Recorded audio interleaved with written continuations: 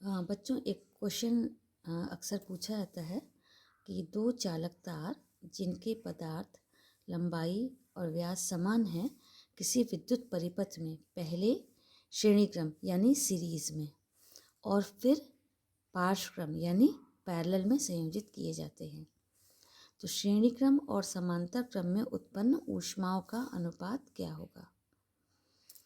बच्चों श्रेणी क्रम सीरीज है और पार्श्व क्रम पैरेलल।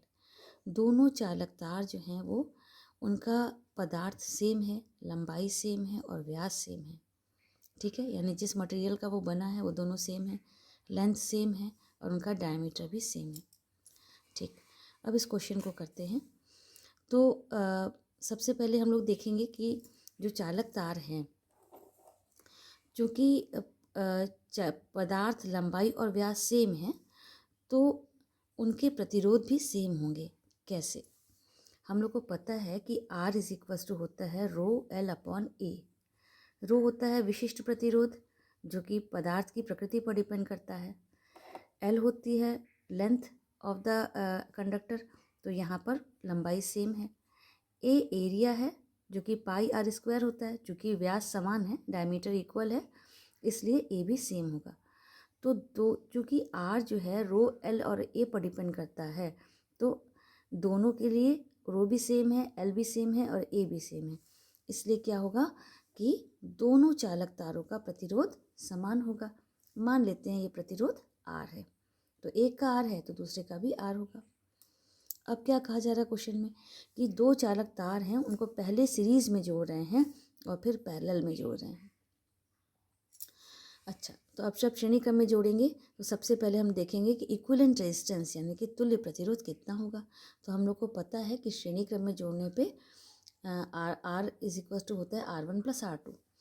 तो श्रेणी क्रम को हमने यहाँ पे सिंबल RS ले लिया, R सीरीज, इससे आसानी रहती है। R1 प्लस R2 लगाया तो पहले चालक तार का प्रतिरोध भी R था, दूसरे चालक तार का प्रतिरोध भी R था, 2R हो गया। इसको इक्वेशन नंबर 1 मान के छोड़ दिया। उसके बाद समांतर क्रम, पार्श्व क्रम, सब एक ही बात होती है। समांतर क्रम कहें, पार्श्व क्रम कहें, पैरेलल कहें। अब पैरेलल में जोड़ा गया तब तुल्य प्रतिरोध निकाला तो 1 upon R P for parallel. तो इसका फॉर्मूला होता है 1 upon R1 plus 1 upon R2। यहाँ पे R1 भी R है और R2 भी R है। तो यहाँ पे हम लोगों ने तुल्य प्रतिरोध निकाला 2 अपॉन R, तो RP दोनों का रेसिप्रोकल ले लिया, RP इज इक्वल टू हो जाएगा R/2। इसको इक्वेशन नंबर 2 मान के छोड़ दिया। बच्चों अब आप लोग ध्यान दीजिएगा। अब आप लोग ऐसे इमेजिन करिए कि तुल्य प्रतिरोध चूँकि 2R है यानी RS प्रतिरोध का समझ लीजिए कोई चालक तार है जो कि किसी सोर्स से कनेक्टेड है और बाद में उसी सोर्स से जोड़ा गया चालक तार को, लेकिन पैरेलल में तुल्य प्रतिरोध कितना है, RP है। तो मान लीजिए कि RP प्रतिरोध का एक चालक तार जो है वो किसी विद्युत स्रोत से जुड़ा हुआ है, सोर्स से जुड़ा है। तो श्रेणी क्रम में उत्पन्न ऊष्मा हम लोग को निकालनी है और फिर पैरेलल में उत्पन्न ऊष्मा निकालनी है। अब आप लोग को ये बात ध्यान रखनी है कि क्वेश्चन में क्या पूछा गया है। क्वेश्चन में पूछा गया है कि श्रेणी क्रम और समांतर क्रम में उत्पन्न ऊष्माओं का अनुपात क्या होगा। अनुपात निकालने में क्या होता है कि चीज़ें कटनी चाहिए, जो सेम है वो कट जाएंगी, बाकी अनुपात निकल आएगा। तो अब यहाँ पर होता क्या है कि अधिकतर हम लोग श्रेणी क्रम के लिए जब भी उत्पन्न ऊष्मा का फॉर्मूला लगाते हैं तो हम लोग लगाते हैं I²R। मैंने अपने पिछले वीडियो में ये बात बताई है। और पैरेलल में जब लगाते हैं तो V² अपॉन R। हम लोग यहाँ पर भी ये फॉर्मूला लगा सकते थे, लेकिन यहाँ पर हम लोगों ने ये फॉर्मूला नहीं लगाया। बच्चों इसको हम लिख के भी बता दे रहे हैं कि श्रेणी क्रम के लिए अधिकतर फॉर्मूला हम लोग यूज़ करते हैं I²RT और पैरेलल के लिए यूज़ करते हैं V² upon RT, R into T. लेकिन अगर हम लोग यहाँ पर ये फॉर्मूले लगाएंगे तो क्या होगा, ये I²RT, तो I और V आपस में कटेंगे नहीं, तो हम लोग अनुपात नहीं निकाल पाएंगे। इसलिए हम लोग क्या करेंगे, यहाँ पर यही बच्चे गलती करते हैं अधिकतर। बच्चे सोचते हैं कि श्रेणी क्रम में आई स्क्वायर आर टी लगा दें और पैरेलल में V square upon R into T लगा दें, जो कि अधिकतर क्वेश्चंस में लगता है। लेकिन ये क्यों नहीं लगा सकते? अनुपात निकालने में दिक्कत आएगी, इसलिए इसको हमको नहीं लगाना है। कैसे? बात वही आएगी, बस हम लोग यहाँ पे क्या करेंगे, इसको इस तरह समझेंगे कि ये श्रेणी क्रम में तुल्य प्रतिरोध आर एस है जो कि वी से जुड़ा है, समांतर क्रम में तुल्य प्रतिरोध आर पी है जो कि वी सोर्स से जुड़ा है। जब इस तरह से जुड़ा रहता है तो हम लोग फॉर्मूला लगाते हैं हमेशा वी स्क्वायर अपॉन आर। क्या फॉर्मूला लगाते हैं? H is equals to V square upon R. तो हम लोग यहाँ पर यही फॉर्मूला लगाने वाले हैं। अब श्रेणी क्रम में उत्पन्न ऊष्मा एच एस मान लेते हैं, एस फॉर श्रेणी सीरीज।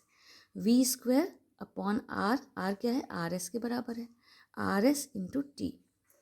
तो वी स्क्वायर, आर एस की वैल्यू कितनी है? समीकरण 1 में देखते हैं, ये 2r है, तो यहाँ पे 2r लिखा इंटू टी।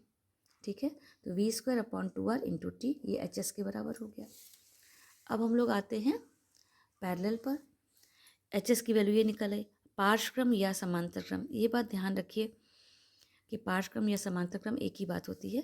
में उत्पन्न ऊष्मा सेम उसी प्रोसीजर से V square upon R into T, R की जगह आर पी है। आर पी की वैल्यू कितनी थी? आर पी की वैल्यू थी हमारी, यहाँ पे देखिए r/2 निकली थी इक्वेशन नंबर 2 में। आर पी की वैल्यू है r/2, तो r/2 रखा यहाँ पे। अब इस बात का ध्यान रखिएगा बच्चों, कैलकुलेशन में गलती हो जाती है। जब ये अपॉन है, इसके नीचे भी अपॉन है, तो ये वाला जो 2 है ये उछल के ऊपर चला जाएगा, 2 ऊपर आ गया, 2v square upon R into T. यहाँ पे छोटा सा कैलकुलेशन ही है, अगर इसमें गलती हो जाएगी तो आपका पूरा क्वेश्चन गलत हो जाएगा। इस बात का ध्यान रखना है कि जब भी अपॉन के नीचे अपॉन हो तो ये ऊपर चला जाएगा। ठीक है, अब हमको निकालना है रेशो। रेशो जैसे पूछा जाए उसी क्रम में निकाला जाता है। जैसे यहाँ पे पूछा गया श्रेणी क्रम तथा समांतर क्रम में उत्पन्न ऊष्माओं का अनुपात क्या होगा। श्रेणी क्रम पहले है यानी श्रेणी क्रम ऊपर रहेगा, तो H S upon H P.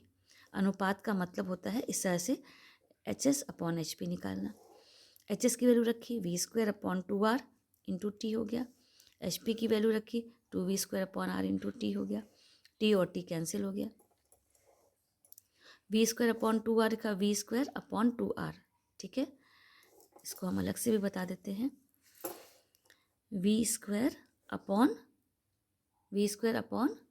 2r, और यहाँ पे ये वी स्क्वायर अपॉन 2r था तो वी स्क्वायर अपॉन 2r आ गया, तो ये 2r जो था वो नीचे आ गया। ठीक है, अब ये 2v स्क्वायर डिनोमिनेटर में ऑलरेडी है, 2v स्क्वायर, और ये r अभी हमने क्या बताया था, जब अपॉन के नीचे अपॉन होता है तो ये उछल के ऊपर चला जाएगा, तो ये वाला r उछल के ऊपर आ गया।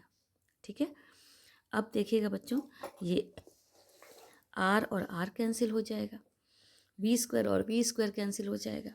हमारे पास क्या बचा? ऊपर कुछ नहीं है, 1 है, और नीचे क्या है? 2 इंटू 2 4।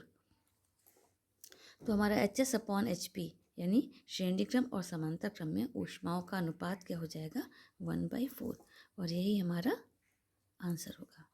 बच्चों, इसको हम एक साथ पूरा क्वेश्चन दिखा देते हैं, जिससे आपको पूरा क्वेश्चन एक बार में मिल जाए।